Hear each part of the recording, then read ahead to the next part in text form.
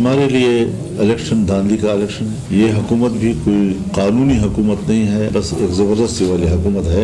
अगर कोई तब्दीली आएगी हम उसका हिस्सा नहीं होंगे। इसके अलावा हमारा वही मौक़िफ़ पार्लियामेंट के बारे में और हुकूमत के बारे में होगा। दीनी मदारस के हवाले से जो बिल है, इस बारे में हमारा कोई आपस में न मुआहदा है न दूसरे के साथ कोई कमिटमेंट है, लेकिन हम अपना फैसला अपने प्लेटफार्म से बड़े कुव्वत के साथ करेंगे। जाहिर है जी कि तो इलेक्शन से पहले जब पीडीएम की हुकूमत बनी थी, जरदारी साहब खुद जो है बड़े स्टेक होल्डर थे, उस वक्त इत्तेफाक राय के साथ यही ड्राफ्ट हुआ। सुबह में तो हुकूमत नाम की कोई चीज नहीं है, कोई रिट नहीं है, बस कुर्सी पर बैठने को काफी समझते हैं। इस स्टेटस से आगे सोच ही नहीं है, न इंतजामी सलाहियतें हैं, न क़याम अमन के लिए कोई पेशरफ्त है। क्यों गवर्नर को इजलास बुलाना पड़ा? मदारिस बिल क्यों मंजूर नहीं हुआ? मौलाना ने वफाकी हुकूमत को आड़े हाथों ले लिया। मदारिस रजिस्ट्रेशन बिल का फैसला कुव्वत से करने का अल्टीमेटम दे दिया। साथ ही वाज़ेह कर दिया कि कोई तब्दीली आई तो हम उसका हिस्सा नहीं होंगे। मदारिस बिल मंजूर ना होना बहुत बड़ी ज्यादती, मुल्की सियासत में अदम एतमाद का सबब बनेगा। बाकायदा मुज़ाकरात में सारी चीजें तय हुई। जरदारी साहब इसमें खुद स्टेक होल्डर थे। आज कहां से इतराज़ात आ गए? लॉन्ग मार्च का ताहाल फैसला नहीं किया। पीटीआई साथ होगी या नहीं, उनसे बात नहीं हुई। सरबराह JUI की सवाबी में मीडिया से गुफ्तगू। वज़ीर आला अली अमीन गंडापुर पर कड़ी तनकीद करते हुए कहा कि खैबर पख्तूनख्वा में हुकूमत नाम की कोई चीज़ नहीं। अमन व अमान के लिए गवर्नर खैबर पख्तूनख्वा को क्यों इजलास में बुलाना पड़ा? पेशावर में 8 दिसंबर को इस्राइल मुर्दाबाद कॉन्फ्रेंस या मिलियन मार्च में मौक़िफ़ कौम के सामने पेश करेंगे।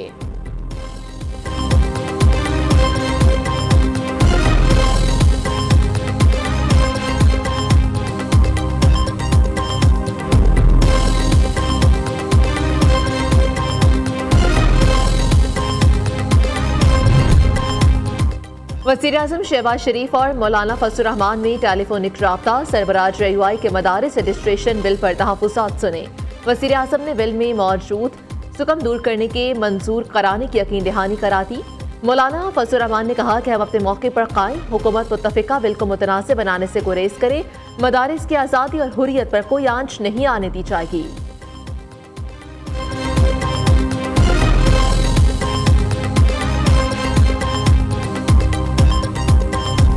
Blue economy is the name of the game. Pakistan Navy is already exploring our potentials in blue economy, but they've already had an initial investigation through Chinese companies which have great experience in this field. It is an iron resolve of the government of Pakistan along with armed forces and all law enforcing agencies to fight this menace of terrorism with full commitment of Pakistan to fight terrorism, completely defeat it, rather erase it from the face of Pakistan.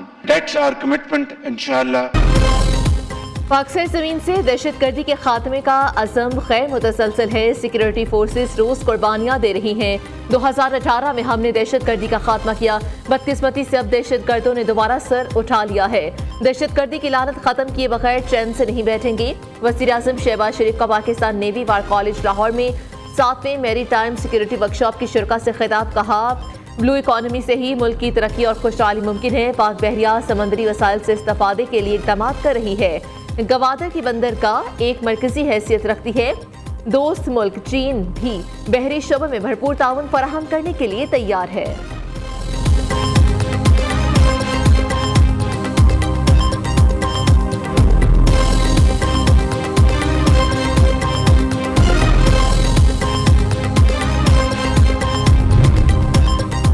कुछ लोग नौजवानों को इंतहा पसंदी की जानिब धकेलने के ख्वाहिशमंद है। मुआशी और सियासी इस्तेहकाम के लिए सियासी हम आहंगी जरूरी है।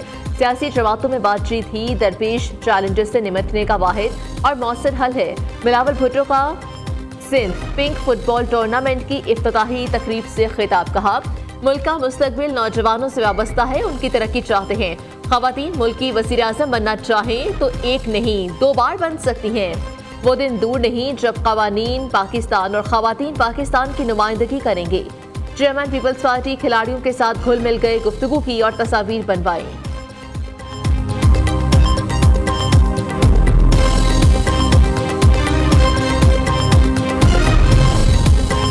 वज़ीर आला मरीम नवाज का एक और ऐसा इक़दाम। CM Punjab free solar panel scheme का बाकायदा इफ्तिताह कर दिया। पंजाब के सारिफीन आज से ही SMS या ऑनलाइन पोर्टल पर घर अप्लाई कर सकते हैं। स्कीम के तहत साल भर में 1 लाख सोलर सिस्टम लगाए जाएंगे। महाना 200 यूनिट तक सिर्फ करने वाले सारिफीन को सोलर सिस्टम मुफ्त दिया जाएगा। मरीम नवाज ने कहा, फ्री सोलर पैनल स्कीम का मकसद आवाम को महंगी बिजली से मुस्तकिल रिलीफ देना है। पंजाब के वसाइल आवाम की सहूलत और रिलीफ के लिए ही खर्च होंगे।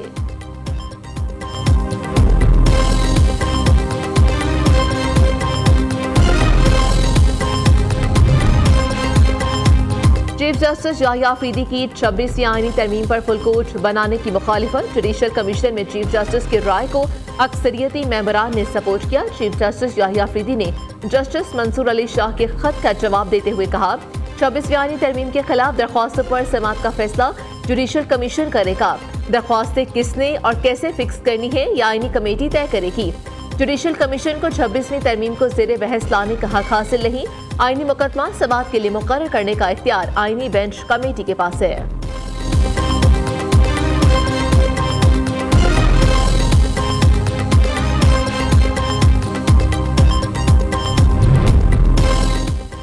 Justice Shahid Bilal Hasan supreme court आईनी बेंच का हिस्सा बन गए। सिंध हाई कोर्ट के आईनी बेंच के लिए 2 जजेस भी मुकर्रर। जुडिशल कमीशन ने जस्टिस आगा फैसल और जस्टिस अदनान करीम की मंजूरी दी। पेशावर हाई कोर्ट में आईनी बेंच के लिए 3 एडिशनल सेशन जजेस और 6 वकला के नाम से रिकॉर्ड आए। सिंध और पेशावर हाई कोर्ट जजेस की नामजदगी का मामला 21 दिसंबर तक मौखर कर दिया गया।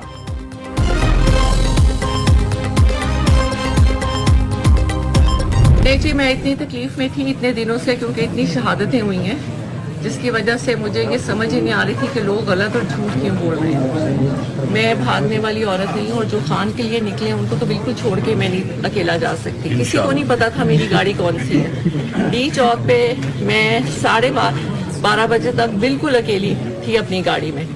उसके बाद बहुत सी गाड़ियाँ जो आई थी वो उसके बाद आई थी, क्योंकि वो डी चौक ज़बरदस्ती खाली करा रहे थे जी। बिल्कुल। तो बीबी वहाँ से नहीं हटी थी क्योंकि खान ने नहीं कहा था कि हटना है। मैंने सबको कहा था कि मुझे अकेले नहीं छोड़ना, लेकिन सबने मुझे अकेले छोड़ दिया था और मैं वहाँ बिल्कुल अकेली थी।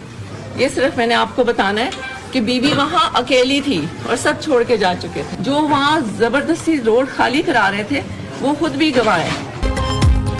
डी चौक में अकेला छोड़ने फरार के बयान देने वालों के खिलाफ कार्रवाई होगी। बानी पीटीआई की अहलिया बुशरा बीबी ने वाज़ेह कर दिया। 4 सदा में कारकुनों में चेक की तकसीम के बाद गुफ्तगू करते हुए कहा कि डी चौक में अकेला छोड़ दिया गया। किसी को नहीं पता था मेरी गाड़ी कौन सी है, वहां से नहीं हटी। भागने वाली औरत नहीं, बानी के लिए निकलने वालों को कभी अकेला नहीं छोड़ सकती। रोड खाली कराने वालों समेत बहुत से लोग गवाह हैं।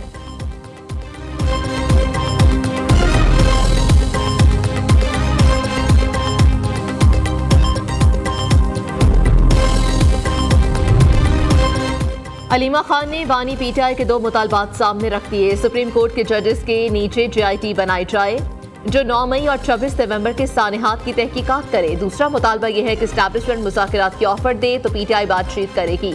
बानी से मुलाकात के बाद अलीमा खान ने कहा कि तमाम गिरफ्तार लोग रिहा किए जाए। मुतालबा तस्लीम ना हुए तो सिविल नाफरमानी का आगाज करेंगे। ओवरसीज पाकिस्तानियों को भी कॉल दी जाएगी।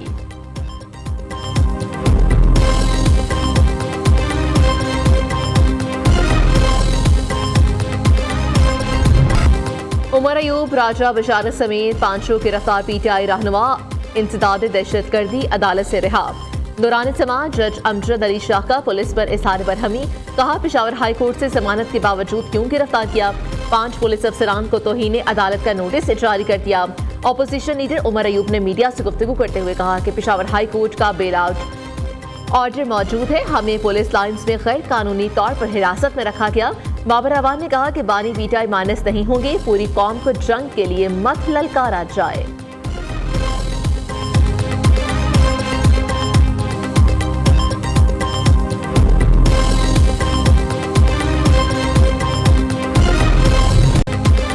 सोशल मीडिया पर शरंगेज प्रोपेगेंडे में मुलविस मजीद 7 मुल्जिमान के खिलाफ मुकदमा दर्ज। कराची से ताल्लुक रखने वाले शरपसंदों में सुहेल, जुनेद, एहसान, तारिक, रिजवान, अहमद और बाबर शामिल।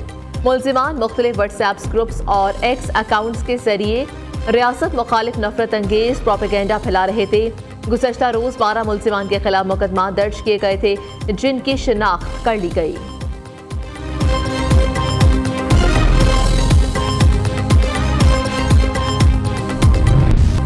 बानी पीटीआई के खिलाफ कितने मुकदमा दर्ज हैं, तफसीलात सामने आ गई। बानी के खिलाफ मुल्क भर में केसेस की तादाद बढ़कर 188 तक जा पहुंची। बानी पीटीआई की बहन नौरीन न्यासी की दरख्वास्त पर वजारत दाखिला की रिपोर्ट इस्लामाबाद हाई कोर्ट में पेश। पंजाब में बानी पीटीआई के खिलाफ 99, इस्लामाबाद में 76 मुकदमा दर्ज। खैबर पख्तूनख्वा में 2, FIA में 7 केसेस और इंक्वायरीज ज़ेर इल्तवा हैं। नैब में 3 तोशाखाना फौजदारी केस में सजा के खिलाफ बानी पीटीआई की अपील ज़ेर इल्तवा है।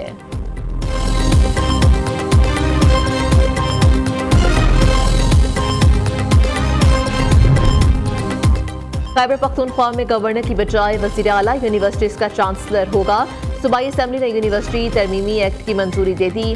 वाइस चांसलर्स और रजिस्ट्रार की तैनाती के अख्तियार भी वज़ीर आला को तफवीज़। वाइस चांसलर्स के लिए वज़ीर आला को एकेडमिक सर्च कमेटी 3 नाम भेजेगी।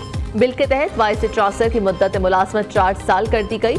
मुद्दत मुलाजमत हुकूमत की तश्कील करदा मॉनिटरिंग कमेटी के जायजे से मशरूत होगी। तलबा यूनियन की बहाली की करारदाद भी मुत्तफिका तौर पर मंजूर कर ली गई।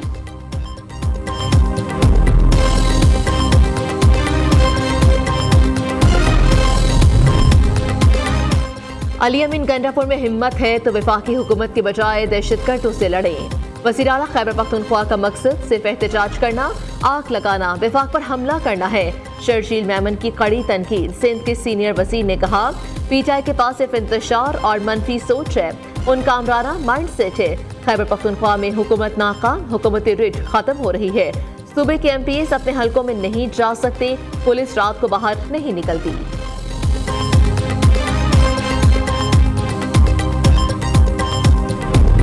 फितना फसाद पार्टी जो हर वक्त जिनका इस मुल्क में रोना धोना जिनका काम है, जिन्होंने हर वक्त एक फेक प्रोपेगेंडा, एक अफरा तफरी उठाई होती है, वो बड़े मकबूल हैं और सोशल मीडिया पे भी अब तो बेचारे वहाँ पे भी मकबूल नहीं रहे।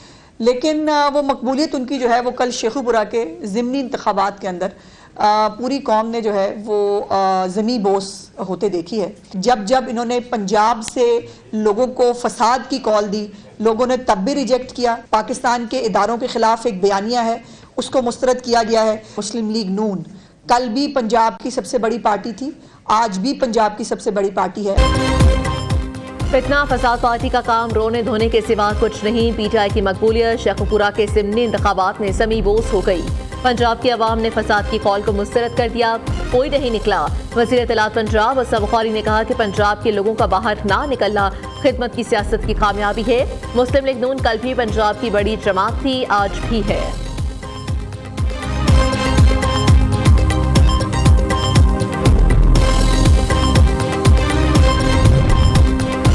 सुप्रीम कोर्ट आईनी बेंच में ओवरसीज पाकिस्तानियों को वोट का हक देने से मुतालिक केस। नादरा और इलेक्शन कमीशन ने ओवरसीज पाकिस्तानियों के वोट के हक से मुतालिक रिपोर्ट जमा करवा दी है।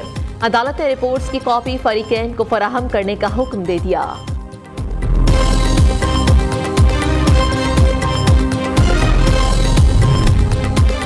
नेपरा ने 3 माह के लिए वफाकी हुकूमत के विंटर पैकेज की मंजूरी दे दी। घरेलू सारिफीन को गुज़श्ता साल की निस्बत इजाफी बिजली इस्तेमाल करने पर 26 रुपए यूनिट तक बचत होगी। विंटर पैकेज से सनती सारिफीन भी मुस्तफीद हो सकेंगे।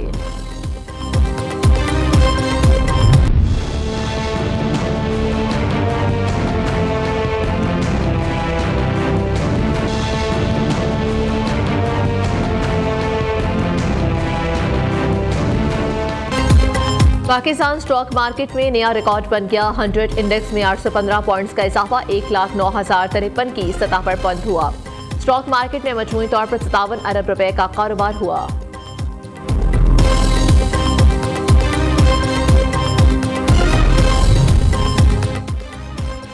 टैक्स और सिर्फ टैक्स। अब हुआ घर बसाना भी मुश्किल। मैरिज हॉल में शादी की तकरीबात पर 10% विद होल्डिंग टैक्स आए। अब खुशी की तकरीब करने वाली पार्टी से 10% टैक्स वसूल किया जाएगा। FPR और मैरिज हॉल मालिकान में मामलात तय पा गए।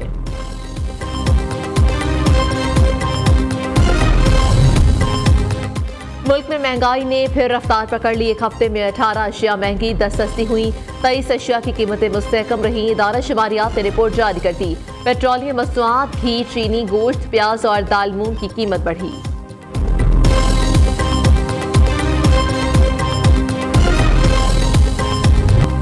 निशाने हैदर पाने वाली मेजर शबीर शरीफ शहीद का 53वां यौम शहादत। लाहौर के मियानी साहब कब्रिस्तान में शहीद के मज़ार पर पुरवक़ार तकरीब। GOC Lahore major general Rao Imran Sartaj ने फातह ख्वानी की और फूलों की चादर चढ़ाई।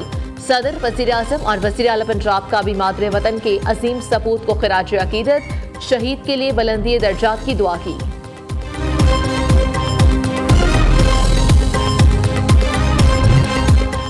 बाबरी मस्जिद की शहादत को 32 साल मुकम्मल 6 दिसंबर 1992 को इंतहा पसंद हिंदुओं ने बाबरी मस्जिद शहीद मुसलमानों का कत्लेआम किया। भारतीय जनता पार्टी, बजरंग दल और हिंदू परिषद के दहशतगर्दों ने 2000 से ज़ायद मुसलमान शहीद किए। जस्टिस मनमोहन सिंह की 2009 में तहकीकाती रिपोर्ट जारी हुई। बीजेपी रहनुमाओं समेत 68 लोगों को कत्लेआम का मरूद इल्जाम ठहरा दिया गया। मोदी सरकार ने 9 नवंबर 2019 में बाबरी मस्जिद की शहादत में मुलव्विस तमाम मुल्जिमान को बरी कराया। अमेरिका का मजीद 35 ईरानी कंपनीज पर पाबंदी लगाने का ऐलान। मसूद पज़ेश्कियान हुकूमत पर तेल बेचकर पैसा जोहरी प्रोग्राम पर लगाने का इल्जाम। अमरीकी महकमे खजाना की तजवीज़ पर ईरानी कंपनीज पर पाबंदी का नोटिफिकेशन जारी कर दिया गया। अंडर 19 एशिया कप में पाकिस्तान का सफर खत्म। बांग्लादेश ने फाइनल का टिकट कटवा लिया। बंगाल टाइगर्स ने ग्रीन शर्ट्स को सेमीफाइनल में 7 विकेटों से शिकस्त दी। 116 रन का आसान हदफ 3 विकेटों के नुकसान पर पूरा कर लिया। इवेंट का फाइनल भारत और बांग्लादेश के दरमियान इतवार को खेला जाएगा।